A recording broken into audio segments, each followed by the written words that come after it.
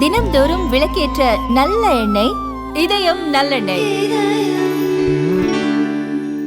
அயோத்தி ராமர் கோவில் காணிக்கை திருட்டு விவகாரத்தில் தற்போது அதிரடி திருப்பமாக காணிக்கை என்னும் பணிக்கான விதிகள் பலப்படுத்தப்பட்டதை அடுத்து 23 ஊழியர்கள் தங்களது பணியை ராஜினாமா செய்துள்ளனர். அயோத்தி ராமர் கோவிலில் காணிக்கை பணம் மற்றும் நன்மதிப்புள்ள பொருட்கள் திருடப்பட்டதாக எழுந்த புகாரை அடுத்து சிறப்பு புலனாய்வு குழு தீவிர விசாரணை நடத்தி வருகிறது. இதைத் தொடர்ந்து காணிக்கை மேலாண்மை அமைப்பை முழுமையாக மாற்றி அமைத்துள்ள ஸ்ரீ ராமஜென்ம பூமி தீர்த்தக்ஷேத்ரா அறக்கட்டளை புதிய கட்டுப்பாடுகளையும் விதித்துள்ளது.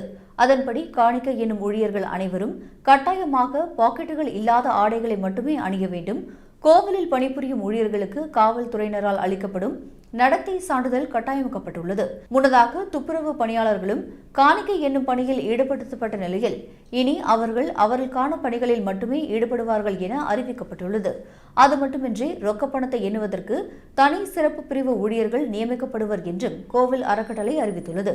இந்த புதிய விதிகள் அமலாக்கப்பட்ட உடனேயே ஒப்பந்த அடிப்படையில் பணிபுரிந்து வந்த 23 ஊழியர்கள் தங்களது ராஜினாமா கடிதத்தை வழங்கியுள்ளனர். மேலும் இந்த வழக்கில் இதுவரை 8 பேர் கைது செய்யப்பட்டுள்ளதோடு அவர்களிடமிருந்து பல லட்சம் ரூபாய் ரொக்கப்பணமும் பறிமுதல் செய்யப்பட்டுள்ளது. முறைகேடு புகாரை தொடர்ந்து கோவில் அறக்கட்டளையின் பொதுச் செயலாளர் சம்பத் ராய் தனது பதவியை ராஜினாமா செய்துள்ளார்.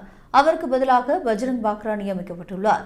தற்போது அறக்கட்டளை நிர்வாகம் புதிய பாதுகாப்பு விதிமுறைகளின் கீழ் புதிய ஊழியர்களை தேர்வு செய்ய திட்டமிட்டுள்ளது.